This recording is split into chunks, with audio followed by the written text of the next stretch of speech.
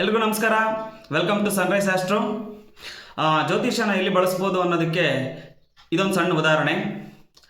ಮದುವೆ ಅನ್ನೋ ವಿಚಾರಕ್ಕೆ ಬಂದಾಗ ಸಾಕಷ್ಟು ಕನಸುಗಳಿರುತ್ತೆ. ನನಗೆ ಅಂಥ ಹುಡುಗ ಸಿಗ್ತಾನ, ಇಂಥ ಹುಡುಗಿ ಸಿಗ್ತಾಳ, ವೆಲ್ ಸೆಟ್ಟೆಲ್ಲ ಹೇಗಿರ್ಬೋದು, ಅವ್ನ ಜಾಬ್ ಲೈಫ್ ಹೇಗಿರುತ್ತೆ, ಮತ್ತು ನಾನು ಎಲ್ಲಿ ಹೋಗಿ ಅವ್ರ ಮನೆಯಲ್ಲಿ ರಾಣಿ ಥರ ಇರ್ಬೋದಾ ಅನ್ನೋ ಹಲವಾರು ಕಲ್ಪನೆಗಳು ಗಂಡಿಗೂ ಇರುತ್ತೆ, ಹೆಣ್ಣಿಗೂ ಇರುತ್ತೆ.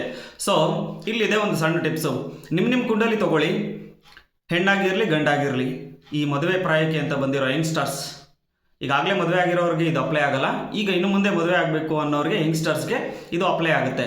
ಸೊ ನಿಮ್ಮ ಕುಂಡಲಿಯಲ್ಲಿ 2ನೇ ಮನೆ, 7ನೇ ಮನೆ, 11ನೇ ಮನೆ, ಇನ್ನೊಂದು ಸರಿ 2ನೇ ಮನೆ ಅಧಿಪತಿ 7ನೇ ಮನೆಯಲ್ಲಿ, 7ನೇ ಮನೆ ಅಧಿಪತಿ 11ನೇ ಮನೆಯಲ್ಲಿ, 7ನೇ ಅಧಿಪತಿ 2ನೇ ಮನೆಯಲ್ಲಿ, ಅದೇ 7ನೇ ಅಧಿಪತಿ 11ನೇ ಮನೆಯಲ್ಲಿ, 11ನೇ ಅಧಿಪತಿ 2ನೇ ಮನೆಯಲ್ಲಿ, 11ನೇ ಅಧಿಪತಿ 7ನೇ ಮನೆಯಲ್ಲಿ, ಈ ರೀತಿ ನಿಮ್ಮ ಕುಂಡಲಿಯಲ್ಲಿ ಇದ್ದರೆ ಕಂಪಲ್ಸರಿ ನೀವು ಅಂದ್ಕೊಂಡಿರೋ ಥರ ವೆಲ್ ಸೆಟಲ್ ಮದುವೆ ಆಗೋದಕ್ಕೆ ನಿಮಗೆ ಗ್ರಹಗಳು ಸಹಾಯ ಮಾಡುತ್ತೆ ಅನ್ನೋದು ಅರ್ಥ.